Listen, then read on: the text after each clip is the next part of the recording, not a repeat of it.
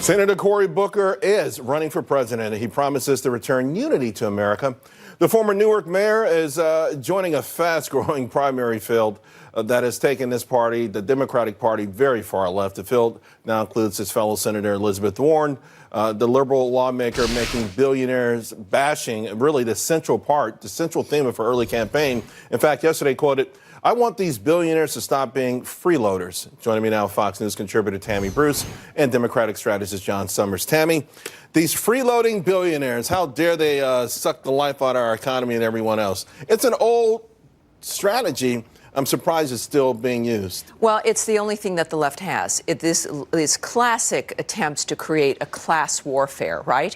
Now, here in America, that's a little rough because we're all on the same road. Some people are further ahead on the road than us, but all of us back here, we want to get up there too. And really, we're going to find whatever our dream is. Maybe it is being a billionaire or being an entrepreneur at that level, or maybe it's being a CEO or a stay-at-home mom or a teacher, whatever.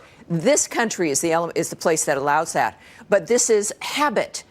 It's old. It's not radical. These are old, failed ideas. And when it comes to billionaires in this country, Starbucks, as an example, when it comes to Howard Schultz, employs 157,000 people. And they're for 2017, the profit, $22.4 billion, I think. This means suppliers benefit. The people who grow the coffee beans benefit. They have long coattails. All very, of this very long happens. This is what billionaires do in this country. So when she attacks them, she is attacking the core of what makes this country strong. You know, John, one of the things that bothers me is when I talk to some of my friends who will never vote for Republicans, but they're doing very well. You know, all my friends have jobs. Most of them are making more money than they've ever made before in their lives, whether, you know, for whatever reason, they're all doing extraordinarily well. But then they feel bad about themselves when they find out how much money someone else makes. And I think there's something wrong with that. I don't like when Elizabeth Warren, I think she's making people who should feel pride and pride about themselves feel less about themselves with these sort of arguments. What's your thoughts?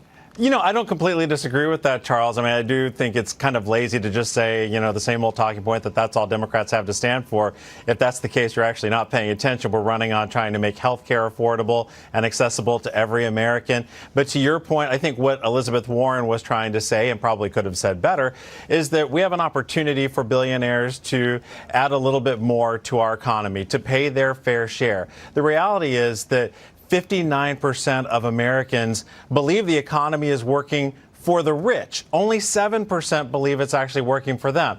And so I think that's what she's tapping into, that there's more we can do to strengthen the middle class and do exactly what you said, Charles, to help create that path so we all have an opportunity to succeed. Do you honestly yourself, John, believe that by taxing businesses and billionaires more, that somehow it will make the middle class stronger? You certainly, I mean, if you don't have if you can't code and you're out of the job market, you won't wake up the next day with those magical skills all of a sudden, even if we take all of Jeff Bezos' money.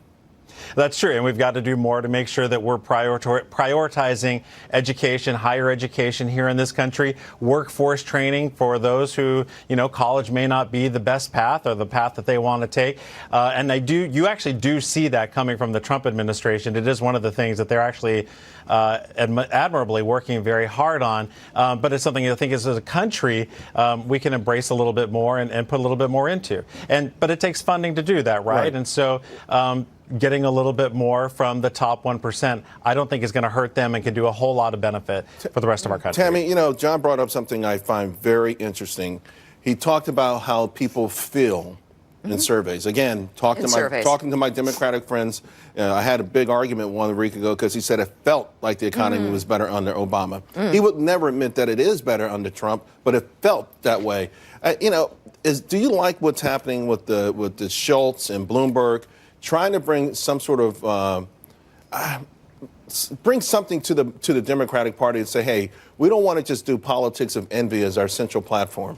Well, it's very important, clearly. And if you think there's been an outcry on the Democratic side that Howard Schultz is going to ruin it for the Democrats, if you can't handle a different argument within your own party that challenges your own points of view and suggests a different one and that embraces the American value system, then you're not going to win in the end anyway. If you're so weak that you can't even manage that kind of diversity of an argument, something has gone very wrong. But when it comes to billionaires and the nature of what this seems like a zero-sum game, that in order for that it is, as you've mentioned, that if somebody's doing well, other people need to be jealous or have a problem.